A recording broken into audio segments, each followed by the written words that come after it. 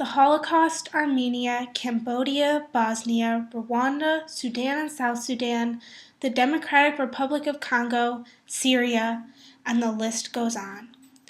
Many teenagers in the U.S. may not think much about these sites of past and current mass atrocities, but I believe it is never too early to begin to take action and make every effort we can to make the world a better place. I believe in a world without genocide.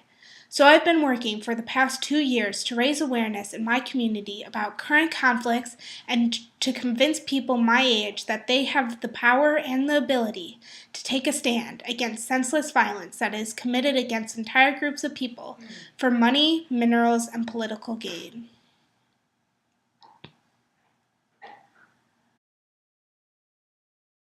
I was motivated to organize a campaign about genocide awareness and prevention when I met Naomi Natali, the founder of the 1 Million Bones Project, and heard her talk about her vision for creating a mass grave made out of handcrafted bones on the National Mall in Washington, D.C., to wake people up to the realities of ongoing mass atrocities. At the time, I knew only of the Holocaust, which was awful enough.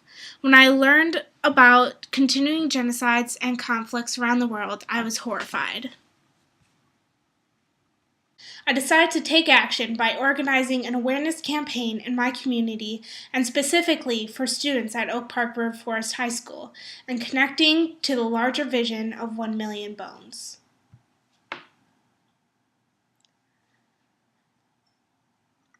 From January 2012 to March 2013, I organized the making of over 3,500 handcrafted bones at Oak Park River Forest High School and in the Oak Park community to create local awareness about ongoing genocides and mass atrocities around the world. The bones created during the awareness and advocacy sessions I led contributed to the 1 Million Bones Project, a visual protest against genocide held on the National Mall in Washington, D.C. Additionally, by registering each of my bone-making events with Students Rebuild, $1 for each bone was donated to CARE for relief work in Central Africa. One of the things I wanted to happen with the bone-making events was to have people have the same reaction that I had, making them want to do as much as they could to make a change and make a difference. I created a video invitation for my community on the bone-making events and distributed information about past and continuing sites of mass atrocities during the events. You can see the video on this slide.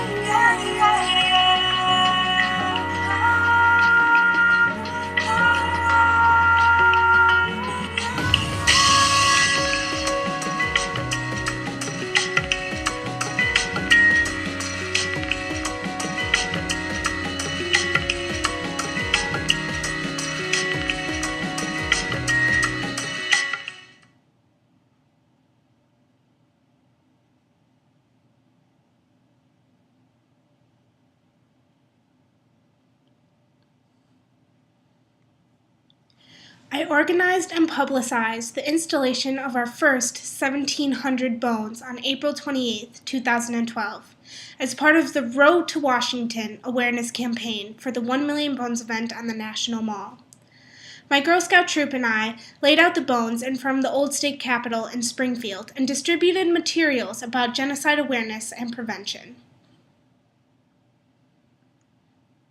I had the opportunity to speak about the importance of people my age getting involved and taking a stand to the local media in Springfield,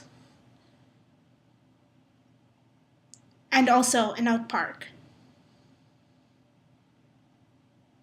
My community bone-making awareness events resulted in over 3,500 handcrafted bones from Oak Park. I also recruited a group of 20 volunteers. On June 8, 2013, we joined thousands of other volunteers on the National Mall in Washington, D.C., laying over 1,800,000 bones in a huge visual protest against genocide and ongoing mass atrocities.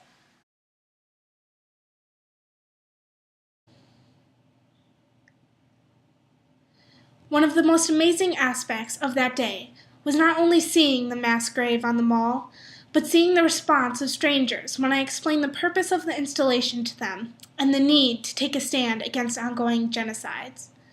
Some people were simply politely interested. In others, however, I saw a kind of fire light in their eyes, and I knew they were not just going to walk away from the sight of the bones and forget.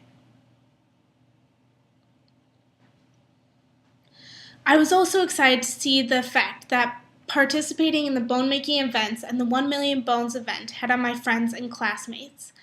One of the biggest changes I saw was within my Girl Scout troop, because they have worked with me since the beginning of my project. When I first started trying to get them involved, many of my friends did not actually get the concept of raising awareness about genocide. Most of them thought, sure, I'll play with clay and miss a day of school for Springfield installation. But as time went on and we were coming up on the final event in Washington, I could see a change. By the end of the time making bones and seeing the bones they had made, laying out the bones and thinking about our human connectedness and hearing people's stories and realizing that in our world, people were still senselessly destroying one another on a large scale, changed my friends. It makes me extremely happy to now be able to talk with many of them almost a year after the event and know they have all formed some sort of passion about taking a stand against mass atrocities. This is inspiring to me because if a group of 16 and 17-year-old girls can form this commitment to change, then many others can too. It was a powerful and incredibly moving event to participate in the 1 Million Bones event. But it is not enough.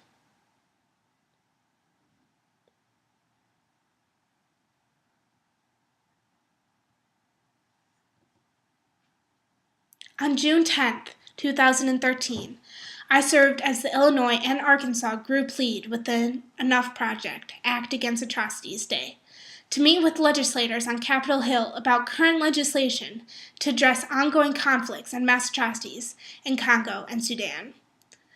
I was able to meet with the staff in the offices of Representative Davis, Representative Womack, Senator Durbin, and I met with Senator Bozeman and his staff.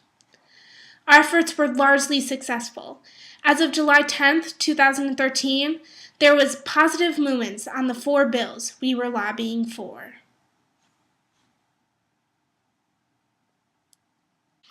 But again, it is not enough.